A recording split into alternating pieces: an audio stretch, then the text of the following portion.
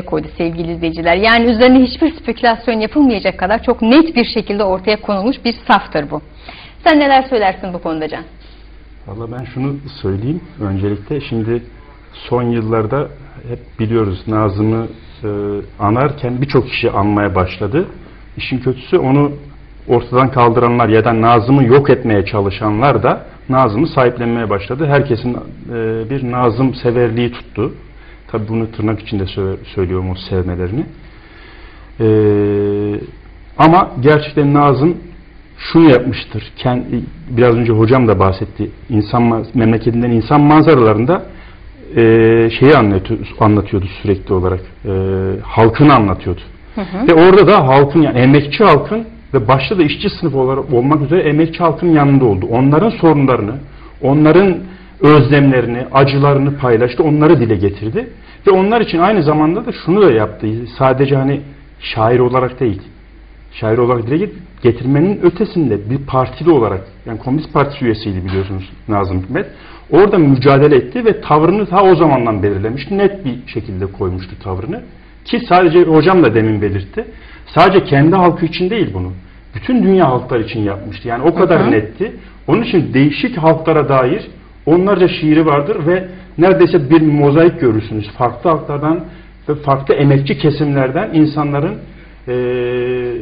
dile gelişi vardır Nazım'ın şiirinde. Çok güzel yansıtmıştır bunları. Evet.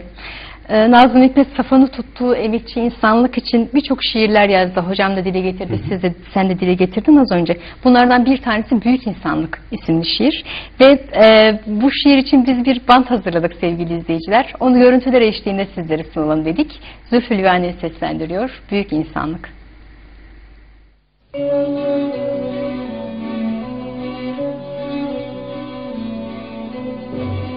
Büyük insanlık, gemide güverte yolcusu, trende 3.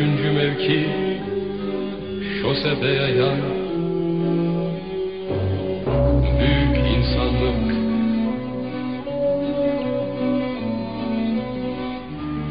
büyük insanlık, 8'inde işe gider, 20'sinde evlenir, 40'ında ölür.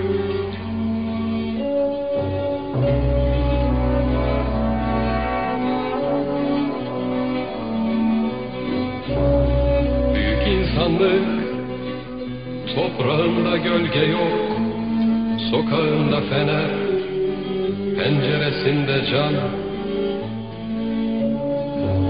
Büyük insanlık. Ekmek, büyük insanlıktan başka herkese yeter. Ekmek, büyük insanlıktan başka herkese yeter. Pirinç de öyle, şeker de öyle, kumaş da öyle, kitap da öyle.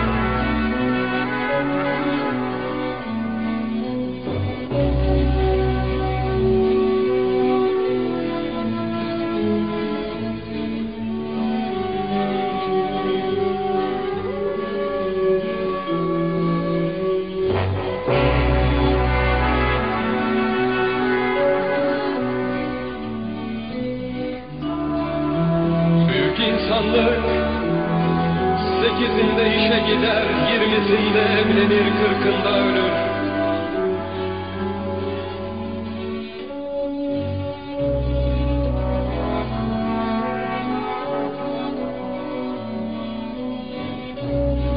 Büyük insanlık, toprağında gölge yok, sokağında fener, penceresinde cam. Büyük insanlık.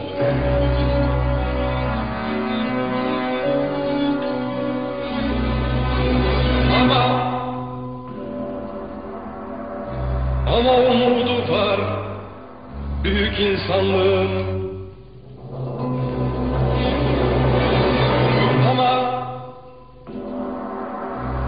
Ama umudu var büyük insanlığın. umutsuz yaşanmıyor, umutsuz yaşanmıyor, umutsuz yaşanmıyor, umutsuz. Evet sevgili izleyiciler, bu güzel bantımızdan sonra ben yine hocama dönmek istiyorum. Umutsuz yaşanmıyordu Nazım Hikmet. Umutsuz yaşanmıyor diyor her seferinde ısrarla ve inatla hocam. Yazdığı şiirlerde hep umut dolu zaten. Bu Büyük İnsanlık şiirinde de var, başka şiirlerinde de var, birçok şiirinde var. Ve bu büyük insanlığa dair birçok şiirler yazdı. Bunlardan bir tanesi de Elleriniz ve Yalana Dair, isimli şiiri. Evet. Bu şiiri sizden biz dinlemek isteriz. Tabii. Buyurun.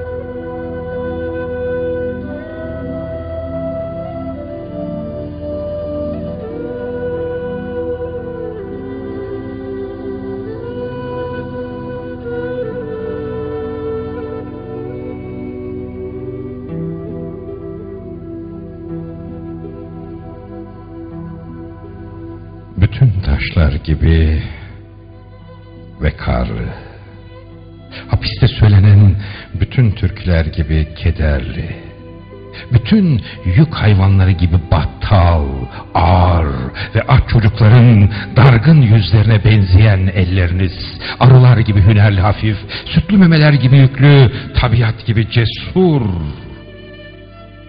ve dost yumuşaklıklarını haşin derilerin altında gizleyen elleriniz. Bu dünya öküzün boynuzunda değil, bu dünya ellerinizin üstünde duruyor. İnsanlarım, ah benim insanlarım. Yalanla besliyorlar sizi. Halbuki açsınız. Etle, ekmekle beslenmeye muhtaçsınız. Beyaz bir sofrada bir kere bile yemek yemeden doyasıya göçüp gidersiniz. Bu her dalı yemiş dolu dünyadan. İnsanlarım, ah benim insanlarım. Antenler yalan söylüyorsa, yalan söylüyorsa rotatifler, kitaplar yalan söylüyorsa, duvarda afiş, sütunda ilan yalan söylüyorsa, beyaz perdede yalan söylüyorsa, çıplak baldırları kızların, doğa yalan söylüyorsa, ninni yalan söylüyorsa, rüya yalan söylüyorsa, ellerinizden başka her şey, herkes yalan söylüyorsa, elleriniz balçık gibi itaatli, elleriniz karanlık gibi kör, elleriniz çoban köpekleri gibi aptal olsun, elleriniz isyan etmesin diyedir. Ve bu kadar az yaşadığımız bu ölümlü dünyada, bu bezirgan saltanatı, bu zulüm bitmesin diyedir.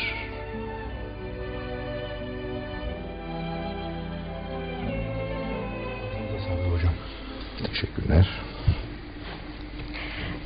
İnsan bu şiirlerin ardından hiçbir şey söylemek istemiyor, susmak istiyor. Sadece şiirin tadını çıkartmak istiyor. Gerçekten öyle. Gerçekten. Yani her okuduğunuzda, her dinlediğinizde bambaşka bir tat. Kimi yönleriyle benzer tatlar ama kimi yönleriyle de gerçekten bambaşka tatlar. Yani dünkü konuşmamızda da söyledik, evvelki konuşmalarımızda her şiiri en az 10.000 defa en az okumuşumdur. Her okuduğum zaman heyecanlanmak, evet. Her okuduğum zaman büyük bir duyguyla okumak, herhalde bu şiirlerle olsa gerek. İşte şairin de büyüklüğü buradan geliyor. Evet. Her gün yeni bir şiir okuyormuşsun gibi. Her okuduğunuzda yeniden üretiyorsunuz aynen, sanki değil mi? Aynen, evet. Aynen. Evet. Şimdi yine güzel bir Nazım şiiri bestelendi. Bu sefer şarkı halinde dinleyelim isterseniz onu. Nazım Hikmet'in Hiroşima'da atılan bombaların ardından yazdığı bir şiiri vardır sevgili izleyiciler. Kız Çocuğu isimli şiiri ve bunu Zülfü Livaneli bestelemişti. Şimdi arkadaşlarımızdan onu dinliyoruz.